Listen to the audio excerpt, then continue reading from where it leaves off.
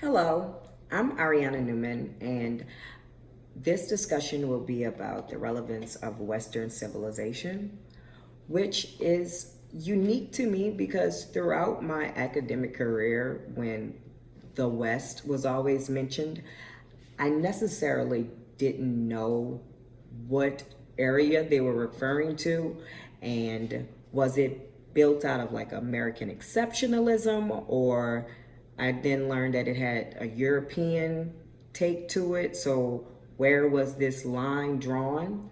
So I really appreciate this week's topic of the relevance of Western civilization, because now I've learned that there are classical and medieval interpretations. For instance, early Western historians like Herodotus and Thucydides documented events with a focus on the Greek-Roman world, emphasizing themes of democracy, philosophy, and political power.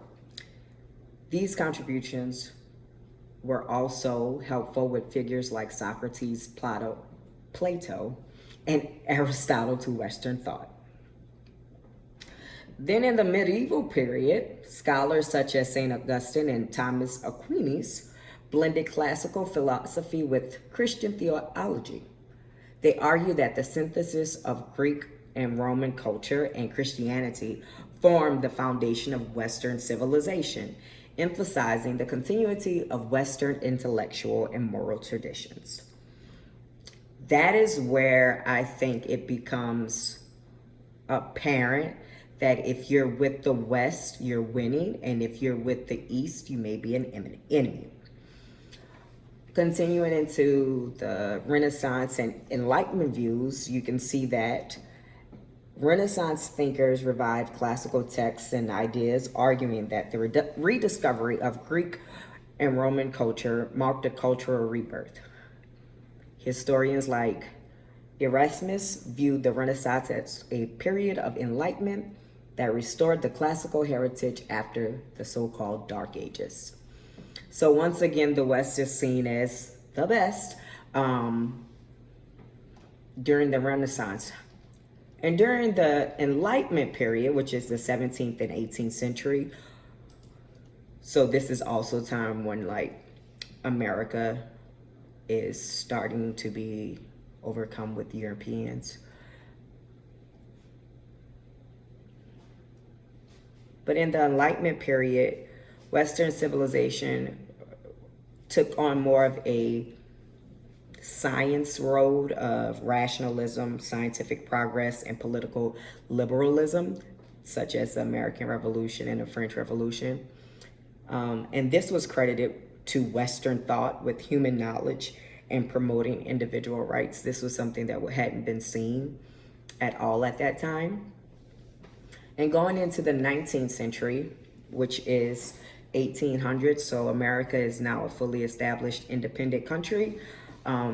France has been through a revolution, the Industrial Revolution. Historians like Thomas Carlyle and Leopold von Ranke often presented Western civilization as superior and justified European imperialism. They viewed the spread of Western ideals and institutions as a civilizing mission.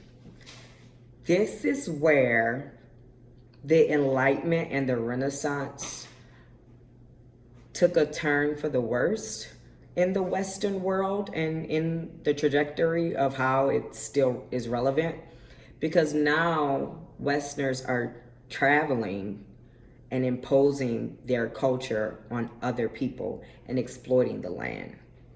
This is where I believe the relevance of Western civilization comes into question, and it's brought up like, why should we even study this anymore?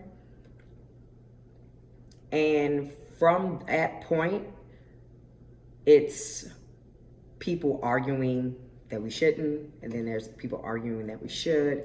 And as America grows into this superpower, especially during the Cold War, the West is seen as the great country.